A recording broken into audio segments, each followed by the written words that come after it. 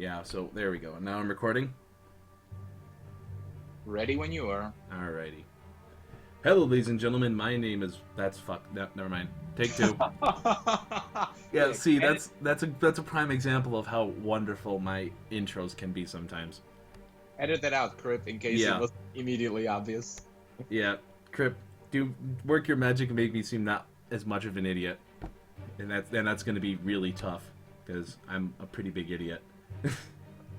So, alright, here we go again. Take two. Well, technically take 5. Yeah. Clap the... whatever that thing for movies is And called. action. Hello, ladies and gentlemen, and welcome to Spellweaver. My name is Boltor, And I am the Fuzz. and today we wanted to show you a quick little gameplay video of Spellweaver. And we hope that this game will entice you enough to want to download the game yourself and give it a try. It's free! You can't beat free. So, how this game starts out is you get an opening hand of 7 cards.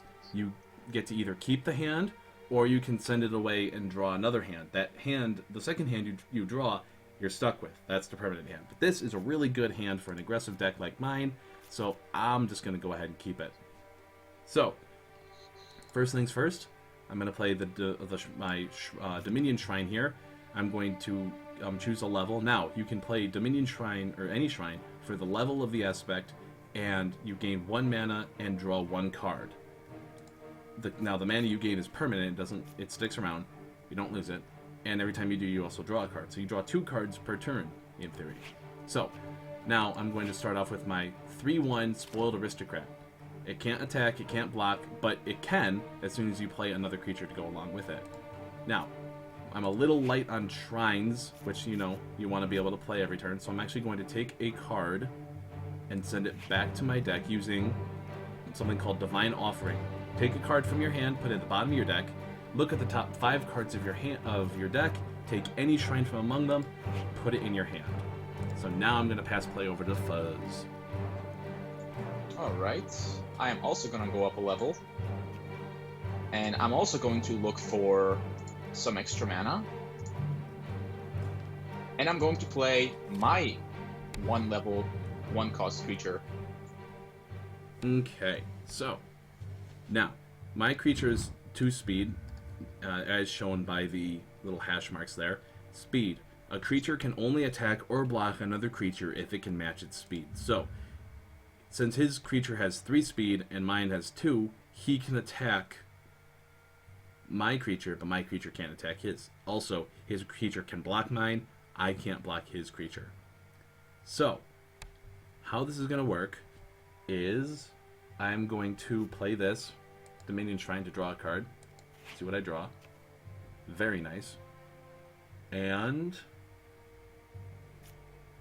I am actually going to just go ahead and kill his spearman. I can't attack, but that's fine for right now because I've got tricks up my sleeve.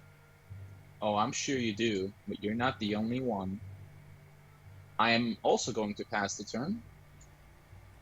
Okay, so now we get a little combo-y. Now we get the fun little interactions. So I'm going to play this for nature. So now I have a nature level and a dominion level. So now I can play a creature that requires 1 nature or 1 dominion. So first I'm going to play Moon Priestess, enabling my Spoiled Aristocrat to attack. Then I'm going to activate Moon Priestess' ability, which is if I exhaust her, I gain 1 mana this turn. Bing! Which allows me to play another creature, like Grove Guardian. Now, I'm going to declare my attack with my 3/1 and see if Fuzz has any response. Oh, but I do. Here come the guards. And these guards have 3 speed, which means they can block. Excellent. All according to plan. Alright, so now we're going to go ahead and pass play. Next, I'm gonna just get another mana. I'm gonna play something a little bit bigger. And I'm also gonna play a buff on my guy, making him a 2/2 and increasing his speed, such that he's able to eliminate his Grove Guardian and not die himself. And because I'm all tapped out, there's nothing I can do.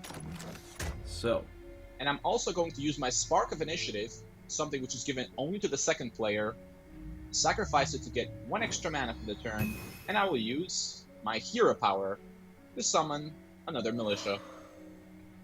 Every hero starts the game with 1 hero power. There are shrines that you can draw that allow you to draw additional, or have additional hero powers. My hero power, 1 mana, requires 1 nature level to activate. Creatures you play or played this turn are swift, which means they can attack the turn you play them. So, first things first, I'm going to play a special card that has support. It's a legendary creature, which means you can only have 1 of it on your side of the board, and a support creature immediately goes into the back row when you play it. And now, because this card is in play, I play with the top card of my deck revealed. If it's an elf, I may play it from my deck as if it were in my hand. Now, the other thing I'm going to do is I'm going to play my Elf Scout. Now, he's just a 1/1, just 1/1, but he has 4 speed, which makes it extremely hard for Fuzz to be able to attack him. Well, now I'm going to go up a level and play something a little bit more exotic. The Tactician, giving all of my soldiers a power boost, and getting ready to take control of this game.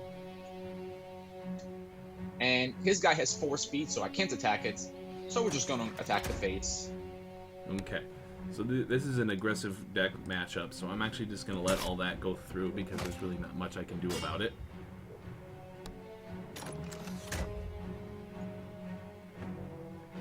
Now, I'm given a timer at the end of turn and before attacks are finalized to activate instant speed abilities. Now, I don't have any, but I wanted to comment on that. So, this is another one of those shrines we were talking about. This is a skill shrine. Now, normally, when you play a shrine for mana, you gain mana and draw a card. But with a skill shrine, what happens is when you play it for mana, instead of drawing a card, you gain a skill. So, you'll see I now have the power Vampiric Touch, which puts a weakness emblem, or -1/-1, on any of his creatures, and I get to gain 2 life. So, first things first, I'm going to use Nienna's ability and play like this guy from the top of my deck as if he were played from my hand. Next, I'm going to activate Moon Priestess and do the same with the Haldiri Rider that's on the top of my deck. Now, Haldiri Rider's at 3/3 with Swift, which means that it can attack the turn it comes into play. So, I'm going to declare my attacks now. So, first things first, I can't let his 3/3 stay alive, because it pumps up all his other creatures. So I'm going to have to make that trade, and I'm going to send the 1/1. Actually, I'm going to keep the 1/1 back, because it's going to need for blockers. So, we need to kill off his 3/3 because he's making all his other creatures a pain in the ass. I can't do anything about it, because all my guys are exhausted, so we're just going to have to let it go.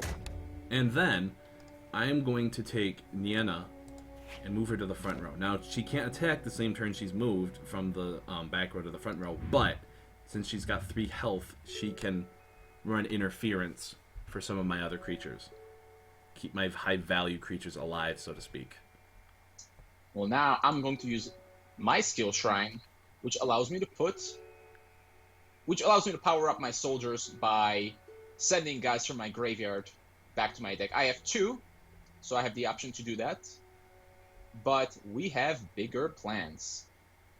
So his guy with 4 speed, I'll never be able to attack. However, the Grove Guardian can grow, so that'll have to be eliminated. So we're going to play Cavalry Field Captain to pump up this guy, so that he can now catch up to his 0/3. And we're also going to put a counter on my other guy, which coincidentally raises his speed as well. And now I'm going to declare attacks. I can't attack his 4-speed creature, so we'll just attack the face. Okay.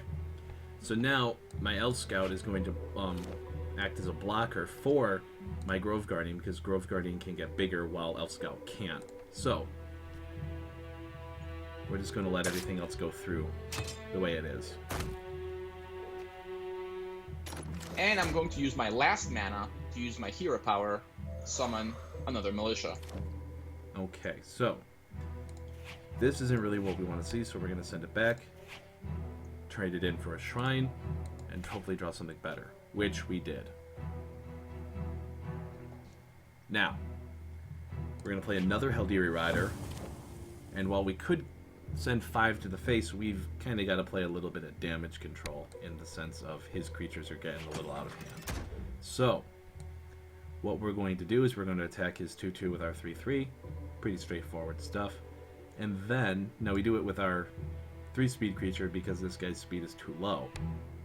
Then, we're going to throw our Grove Guardian at his 2/3, his biggest creature, and before, in order to make it so that he doesn't die, we're going to go ahead and make his creature, or make our creature bigger.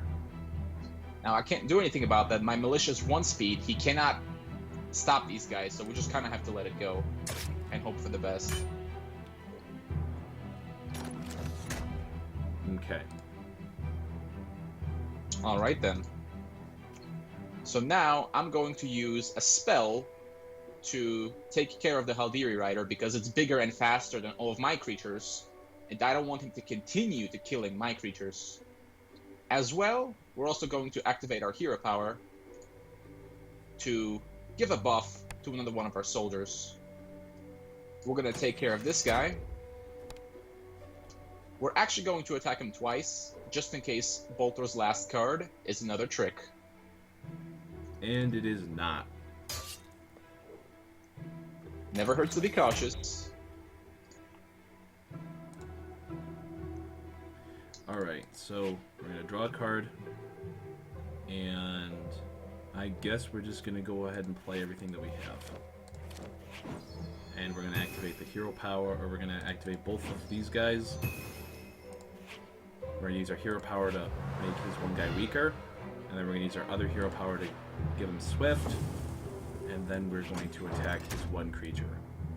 Ah, clever play, Boltor. Alright. Now, we'll see if